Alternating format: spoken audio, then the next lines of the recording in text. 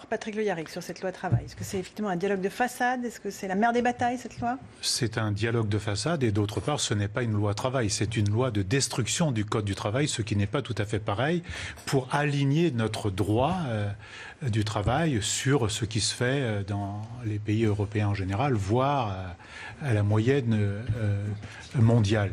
Et on est en train de remplacer une loi valable pour toutes et tous, applicable par toutes et tous les employeurs, par une sorte de loi par entreprise où l'employeur fera à peu près ce qu'il voudra en utilisant l'arme du chantage. Et cette arme du chantage, c'est le chômage et la précarité. On sait très bien que le référendum d'entreprise se déroule toujours dans un cadre qui est défavorable aux salariés qui sont dans l'entreprise parce qu'ils sont sous le coup d'une menace de délocalisation, de pression sur les salaires et une multitude d'autres de décisions aussi négatives les unes que les autres.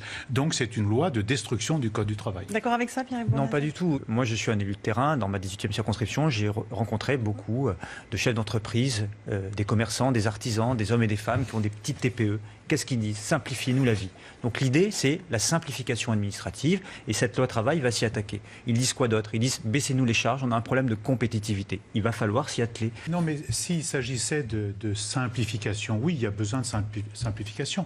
Mais pourquoi c'est sur le travail qu'on fait peser les modifications? Sur le travailleur qu'on fait peser les modifications? On ne parle jamais du coût du crédit, la possibilité d'accéder au crédit.